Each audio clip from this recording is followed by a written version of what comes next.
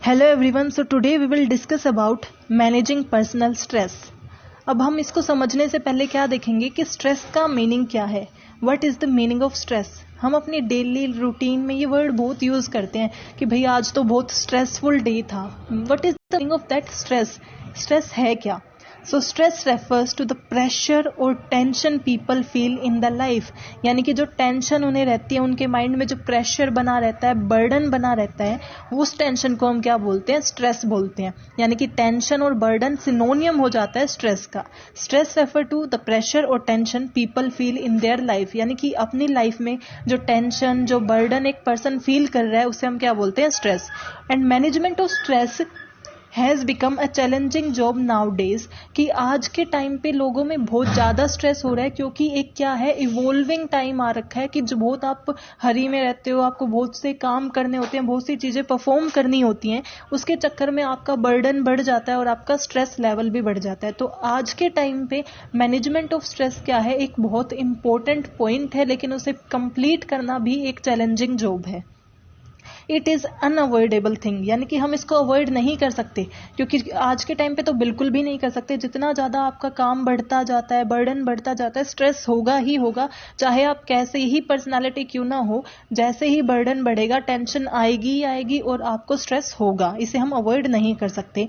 Everybody have this and if it affect physically and psychologically, यानी कि आपको physically भी अफेक्ट करेगा एंड साइकोलॉजिकली भी। यानी कि आपने देखा होगा, जो ज़्यादा डिप्रेस्ड रहते हैं, स्ट्रेस में रहते हैं, वो लोग क्या हो जाते हैं, पतले हो जाते हैं, वो फिजिकली क्या हो जाते हैं, वीक हो जाते हैं। एंड साइकोलॉजिकली मीन्स उनका माइंड सेट, वो डिप्रेशन में चले जाते हैं। कुछ लोग स्ट्रेस के अंडर क्या करते हैं, सुसाइड अटेम्प्ट कर लेते हैं। सो आपको स्ट्रेस क्या करता है, फिजिकली एंड साइकोलॉजिकली दोनों तरीके से अफेक्ट करता है। और अगर आप एक ऑर्गेनाइजेशन में वर्क कर रहे हो, अगर आपका मीन्स अगर आपके माइंड में भी यही चलता रहता है, वही स्ट्रेस और वही टेंशन चल रही है, आप फिजिकली भी वीक हो रहे हो, तो वो आपकी परफॉर्मेंस को, प्रोडक्टिविटी को डेफिनेटली अफेक्ट करेगा। आपकी प्रोडक्टिविटी कम हो जाएगी, आपकी परफॉर्मेंस में कमी आ जाएगी, जो ऑर्गेनाइजेशन बिल्कुल नहीं चाहेगी। Jobs are becoming very challenges in modern time, की अगर हम मॉडर्न टाइम का देखें, क्योंकि टेक्नोलॉजी इतनी अपग्रेड हो रही है और जॉब बहुत ही चैलेंजिंग, यानी कि एम्प्लॉयमेंट के लिए हमें बहुत घूमना पड़ता है, तब जाके हमें कहीं नौकरी मिलती है। सो और जो जॉब मिलती है वो भी बहुत चैलेंजिंग है। बहुत से हमें काम करने होते हैं, हमारे क्या होते हैं, एक टारगेट होता है जो हमें दिन में कंप्लीट करना होता है, स्पेशली जो सेल्स की जॉब होती है। और वो टारगेट, वो बर्डन हमें क्या देता है, स्ट्रेस देता है हमारी लाइफ में, और उसको मैनेज करना बहुत इंपॉर्टेंट है, क्योंकि वो हमें फिजिकली एंड साइकोलॉजिकली अफेक्ट कर रहा है, जो हमारी हेल्थ के लिए भी अच्छा नहीं है, हमारी परफॉर्मेंस के लिए भी अच्छा नहीं है। Stress can cause harm to employees health and performance, कि स्ट्रेस क्या करता है, हार्म करता है हमारी परफॉर्मेंस को, हमारी हेल्थ को। Stress is an experience which will make you physically and psychologically week.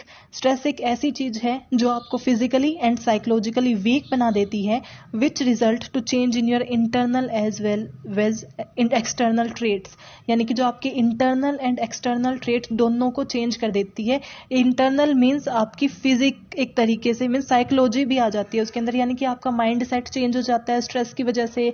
आप मेंटली इनस्टेबल रहते हो, आप एक ही चीज के बारे में सोचते रहते हो, आप कंसंट्रेट नहीं कर पाते अपने काम पे। और एक्सटर्नली यानी कि आपकी फिजिक, आपका अपीयरेंस चेंज हो जाता है, मीन्स आपकी डलनेस आ जाती है फेस पे, वो चार्म नहीं रहता। सो क्या वो करता है, आपको फिजिकली एंड साइकोलॉजिकली बहुत अफेक्ट करता है स्ट्रेस।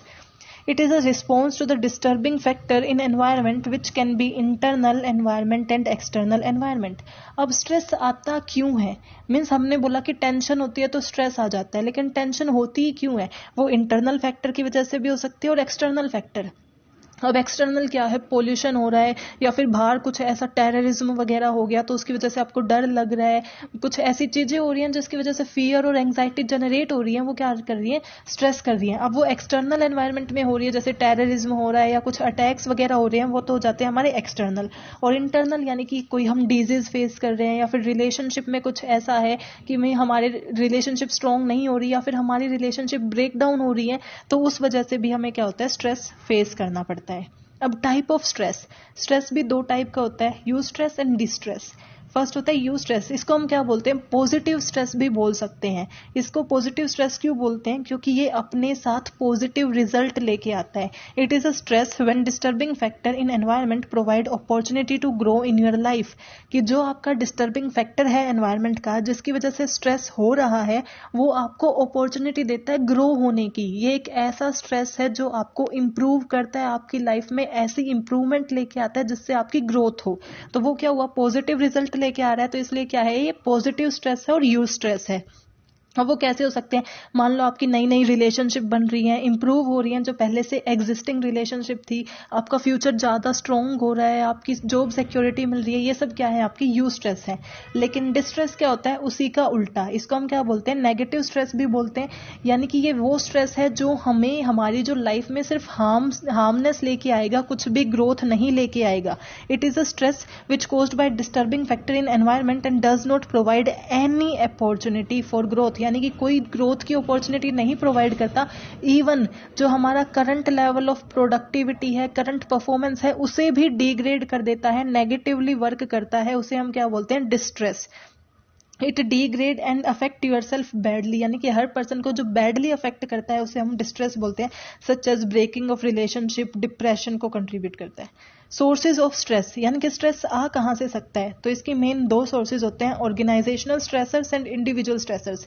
यानी कि सोर्सेज को हम क्या बोलते हैं, स्ट्रेसर्स, यानी कि जो हमें स्ट्रेस दे रहे हैं। Organizational stress is caused by various factor. अब एक ऑर्गेनाइजेशन में जो वर्कर्स हैं उनको स्ट्रेस इन डिफरेंट फैक्टर की वजह से हो सकता है। फर्स्ट है टास्क डिमांड, यानी कि फॉर एग्जांपल हम सेल्स का लेके चलें, मार्केटिंग का लेके चलें, तो अगर हम सेल्स डिपार्टमेंट को देखें तो उन्हें टारगेट दिए जाते हैं कि कैसे भी आज आपको 20 कस्टमर को जोड़ना है, आज आपको 20 क्रेडिट कार्ड बनाने हैं। सो वो क्या है, वो टारगेट उनके माइंड में, वो टास्क उनके माइंड में स्ट्रेस और टेंशन क्रिएट कर देता है कि हम वो कस्टमर कैसे लेके आएंगे। अगर वो मिल जाते हैं, आप कस्टमर बना लेते हो, आपके पास वो क्वालिटी है, तो स्ट्रेस नहीं होगा। लेकिन अगर वो आप बना ही नहीं पा रहे तो आपका स्ट्रेस लेवल बढ़ता ही जाएगा, क्योंकि आप अपने गोल्स को फुलफिल नहीं कर पा रहे। और एक ऑर्गेनाइजेशन जो आपको टास्क देती है और जब आप वो फुलफिल नहीं कर पाते तो वो ऑब्वियसली आपके अंदर स्ट्रेस क्रिएट करेगा, टेंशन क्रिएट करेगा कि बॉस क्या बोलेंगे, मेरी जॉब सिक्योरिटी तो हर्ट नहीं होगी। ये सारी चीज़ें क्या करेंगी, स्ट्रेस क्रिएट करेंगी।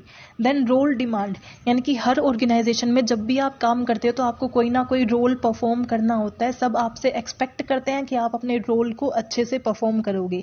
जैसे मैनेजर का रोल अलग होता है, बॉस का रोल अलग होता है, सीईओ का रोल अलग होता है। तो सबके रोल अब उनके अकॉर्डिंग उन्हें परफॉर्म करने होते हैं। अब रोल आपके अंदर स्ट्रेस कैसे डाल सकते हैं, role ambiguity. Role ambiguity means आपको ये क्लियर ही नहीं है आपका रोल क्या है। अगर आपका रोल क्लियर नहीं है तो आपकी वर्किंग क्लियर नहीं होगी, वर्किंग क्लियर नहीं होगी तो ऑब्वियसली आपसे मिस्टेक्स होंगी जो क्या करेंगी, टेंशन क्रिएट करेंगी। सो अगर रोल एम्बिग्यूटी है, अनक्लियर है कि आपका रोल रियलिटी में है क्या, उसकी वजह से भी क्या होता है, स्ट्रेस क्रिएट होता है। एंड रोल कन्फ्लिक्ट, यानी कि आपको रोल परफॉर्म करना है, आप आपके ऑर्गेनाइजेशन में काम करते हो, आपको एज अ मैनेजर भी वर्क करना है और आपके साथ जो कलीग्स काम करते हैं एज अ फ्रेंड भी वर्क करना है। अब आप दोनों का रोल कैसे परफॉर्म करोगे, एज अ एक फ्रेंड का रोल परफॉर्म करना और एक ऑर्गेनाइजेशन के एम्प्लॉय का। कुछ ऐसा हो जाए कि जब आपको दोनों के बीच में से कुछ चुनना पड़े तो वो कन्फ्लिक्ट हो जाता है, वो भी आपके अंदर स्ट्रेस क्रिएट करता है कि आप किस चीज़ को चुनोगे, वो टेंशन क्रिएट होगी। देन इंटरपर्सनल रिलेशनशिप, आपके अपने कलीग्स के साथ कैसी रिलेशन है, सबॉर्डिनेट के साथ कैसी रिलेशन है, सुपीरियर के साथ कैसी रिलेशन है। अगर आप बेटर रिलेशन शेयर कर रहे हो तो आपका क्या होगा, स्ट्रेस नहीं होगा। लेकिन आपके झगड़े होते रहते हैं, आपके कन्फ्लिक्ट होते रहते हैं, तो ऑब्वियसली आपके मन में टेंशन रहेगी, वो टेंशन क्रिएट करेंगी। देन ग्रुप प्रेशर, जब आप एक ग्रुप में वर्क करते हो तो जितनी आपकी एबिलिटी है ग्रुप में, उससे आपको कम ही वर्क करना पड़ता है। क्योंकि अगर आप ग्रुप को काम दिया है कि आपको 200 यूनिट बनानी है और आप 10 लोग हो तो हर एक को 20 यूनिट इनफ रहेंगी, लेकिन आपकी एबिलिटी है 30 यूनिट की, 40 यूनिट की, तो आप क्या है, वो आपको ग्रुप रोक रहा है एक तरीके से, और आप अपने आप को और इम्प्रूव नहीं कर पा रहे, क्योंकि आपको एज अ ग्रुप ही काम करना है, एज अ वोल ही काम करना है, जो चीज़ आपके अंदर टेंशन और स्ट्रेस ला सकती है। देन इंडिविजुअल स्ट्रेसर कि ऑर्गेनाइजेशन के व्यू पॉइंट से नहीं देखना, अब हमें सिर्फ एक इंडिविजुअल पर्सन के व्यू पॉइंट से देखना है। तो उसमें क्या क्या कॉजेज हो सकते हैं, फैक्टर हो सकते हैं स्ट्रेस लाने के। First is career development. हर कोई अपने फ्यूचर के रिगार्डिंग स्ट्रेस में होता है कि वो कैसे अपना कैरियर बिल्डअप करेगा, अपने कैरियर में जो अचीव करना चाहता है उसे कैसे अचीव करेगा। ये सारी चीजें स्ट्रेस क्रिएट करती हैं। और कैरियर डेवलपमेंट पे भी दो मेन फैक्टर होते हैं। लैक ऑफ जॉब सिक्योरिटी, यानी कि जहां पे वो काम कर रहा है उसकी कोई जॉब सिक्योरिटी नहीं है कि वो हमेशा मीन्स जॉब में रहेगा या किसी भी टाइम उसे निकाला भी जा सकता है। ये इनसिक्योरिटी हमेशा टेंशन क्रिएट करती है कि जैसे ही इन्हें मुझसे बेटर एम्प्लॉय मिला ये मुझे निकाल देंगे, और ये जॉब इनसिक्योरिटी स्ट्रेस क्रिएट करती है। देन स्टेटस इनकंग्रिटी, इसका मतलब क्या है कि जो आपकी एबिलिटीज हैं, जो आपकी क्वालिटीज हैं, उससे नीचे वाले स्टेटस पे अगर आप हो तो ऑब्वियसली वो स्ट्रेस क्रिएट करेगी, क्योंकि आप हमेशा चाहोगे कि आप उस लेवल पे पहुंच जाओ जिसको आप डिजर्व करते हो, और अगर आप उस पे नहीं हो तो वो आपको स्ट्रेस और टेंशन क्रिएट करेगा। Type A and B personality. Type A और बी पर्सनालिटी में क्या होता है कि ए पर्सनालिटी वो होती है जो हमेशा मीन्स हेस्ट में रहती है, जल्दी जल्दी काम करती रहती है, एंड बी वाली पर्सनालिटी होती है जो रिलैक्स होते हैं, यानी कि कूल एंड काम, कि आराम आराम से काम हो जाएगा, इतना कुछ ज़्यादा जल्दी नहीं करते। तो जो ए पर्सनालिटी होती है वो कंट्रीब्यूट करती है स्ट्रेस में, क्योंकि टाइप ए पर्सनालिटी में जो पीपल आते हैं वो हमेशा स्ट्रेस में ही रहते हैं, क्योंकि उनके अंदर हेस्ट बनी रहती है, जल्दी जल्दी काम कंप्लीट करना होता है। थर्ड है लाइफ चेंज एंड ट्रॉमा, कि आपकी लाइफ चेंज हो रही है, कुछ ऐसा हो रहा है आपकी लाइफ में, तो वो भी आपकी मीन्स किसी की डेथ हो जाती है, या फिर कुछ ऐसा फाइनेंशियली आप इतने वीक फेस कर रहे हो, आपको अपनी नेशनैलिटी चेंज करनी पड़ती है, या फिर आपको अपना घर गिरवी रखना पड़ता है। ये सब क्या है, लाइफ में कुछ ऐसे ट्रॉमा आना जिनकी वजह से स्ट्रेस क्रिएट होते हैं। कॉन्सिक्वेंसेज ऑफ स्ट्रेस, कि स्ट्रेस के कॉन्सिक्वेंसेज क्या हो सकते हैं, वो फिजिकल कॉन्सिक्वेंसेज भी हो सकते हैं, बिहेवियरल भी हो सकते हैं, एंड साइकोलॉजिकल भी हो सकते हैं। फिजिकल कॉन्सिक्वेंसेज कौन से होंगे, जो आपकी बॉडी से रिलेटेड होंगे। सो फर्स्ट क्या होगा उसमें, हेडेक, कि मीन्स स्ट्रेस की वजह से सर दर्द होना, ये बहुत ही मीन्स बेसिक है, नॉर्मल है कि ये सबके साथ यूजुअली यही होता है कि जैसे ही आप टेंशन ज़्यादा लेते हो आपका हेडेक स्टार्ट हो जाता है, और उसकी वजह से आप कहीं भी कंसंट्रेट नहीं कर पाते। देन स्ट्रोक, यानी कि स्ट्रोक वगैरह के जो हमारी नर्व्स होती हैं उनका बंद हो जाना, ये सब चीज़ें हम किसकी वजह से फेस करते हैं, बीपी, हमारा ब्लड प्रेशर हाई हो जाता है, कभी ब्लड प्रेशर लो हो जाता है। सो ये सब क्या है, हमारे फिजिकल कॉन्सिक्वेंसेज हैं। हार्ट डिजीज, जो ज़्यादा स्ट्रेस लेते हैं, ज़्यादा टेंशन लेते हैं, उनमें प्रोन टू हार्ट डिजीज होते हैं, यानी कि उनके हार्ट डिजीज के चांसेस बढ़ जाते हैं। स्टमक एक, जो भी मीन्स ये सारी चीज़ें, यानी कि आपको एंग्जाइटी फील होती है, ये सब क्या है, आपके फिजिकल कॉन्सिक्वेंसेज हैं। देन बिहेवियरल कॉन्सिक्वेंसेज, कि आपके बिहेवियर में क्या चेंज आ जाते हैं, कि आप कन्फ्लिक्ट, आपके जल्दी मीन्स आपको क्योंकि कोई आपसे बात करेगा आपको पसंद नहीं आएगा, आप पहले से टेंशन में हो, आप किसी से बात नहीं करना चाहोगे, तो वो क्या करेगा, कन्फ्लिक्ट अराइज करेगा, और ज़्यादा झगड़े होंगे आपके। स्मोकिंग, आप गलत चीज़ों में लग जाओगे, आप स्मोकिंग करना स्टार्ट कर दोगे अपने आप को रिलैक्सेशन या उन चीज़ों से दूर ले जाने के लिए। एल्कोहल स्टार्ट हो जाएगी, ड्रग्स लेने लग जाओगे, ये सब behavioural consequences. Then psychological consequences, आपके माइंड से रिलेटेड क्या कॉन्सिक्वेंसेज होंगे, आप डिप्रेशन में चले जाओगे, आप मीन्स इतना अपनी लाइफ से डिससेटिस्फाई हो जाओगे कि आप इतने डिप्रेस्ड हो जाओगे कि कई लोग क्या करते हैं, सुसाइड अटेम्प्ट करना स्टार्ट कर देते हैं।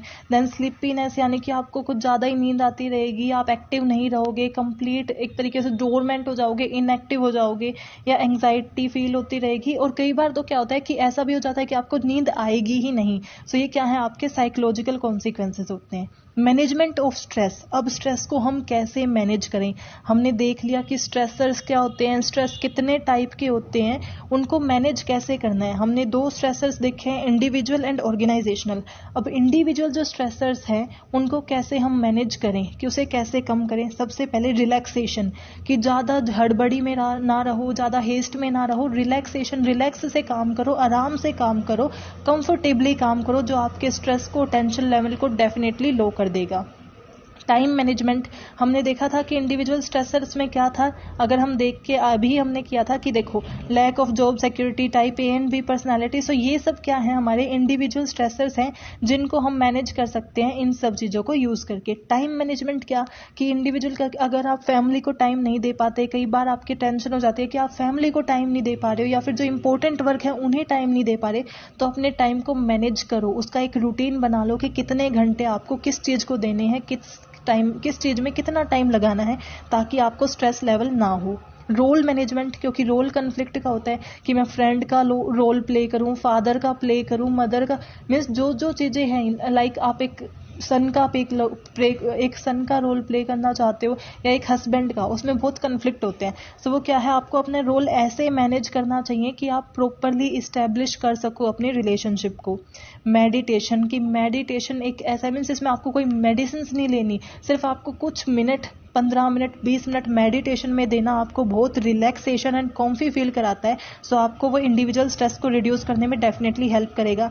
डाइटरी कंट्रोल, यानी कि अपनी डाइट अच्छी रखो, हेल्दी फूड खाओ, जो जंक फूड है उससे जितना ज़्यादा हो सके उतना अवॉइड करो।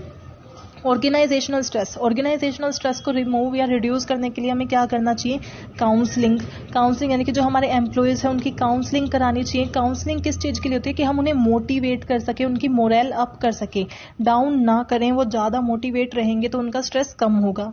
बेटर वर्किंग एनवायरनमेंट, उन्हें अच्छा वर्किंग एनवायरनमेंट दें, उनकी रिलेशनशिप एक दूसरे के साथ अच्छी होंगी तो कन्फ्लिक्ट भी कम होंगे और स्ट्रेस भी कम होगा। रिड्यूस बर्डन, यानी कि ज़्यादा बड़े बड़े टारगेट देना हमें नहीं देने चाहिए। ऑर्गेनाइजेशन में जो भी वर्कर्स हैं, जो भी एम्प्लॉयज हैं, उन्हें प्रैक्टिकल टारगेट दें, और अगर वो फुलफिल ना होते हैं तो ऐसी कोई खास पनिशमेंट हम ना रखें या फिर एक प्रॉपर लेवल बनाए रखें, बर्डन उनका रिड्यूस कर दें तो स्ट्रेस कम हो जाएगा। ऑर्गेनाइजेशन रोल क्लैरिटी, यानी कि उनका रोल क्लियर कर दें, यानी कि कुछ ऐसा क्लियर कट बता देना कि आपसे यही एक्सपेक्ट किया जाता है और यही आपका रोल है, आपको ये परफॉर्म करना है। उसकी वजह से रोल एम्बिग्युइटी नहीं होगी और जिसकी वजह से स्ट्रेस कम हो जाएगा। एंड स्ट्रेस रिडक्शन प्रोग्राम, की ऑर्गेनाइजेशन को ऐसे प्रोग्राम करने चाहिए जिससे स्ट्रेस रिडक्शन हो, जैसे कुछ ऐसा कि हॉलीडे पे भेज देना है एम्प्लॉयज़ को, या फिर कुछ ऐसे इंसेंटिव्स प्रोवाइड कराना जो उनको हैप्पी कर दे, उनका स्ट्रेस अपने आप रिड्यूस कर दे। So I hope you are clear with this topic. If you have any doubt, please mention in comment section and keep supporting. Thank you.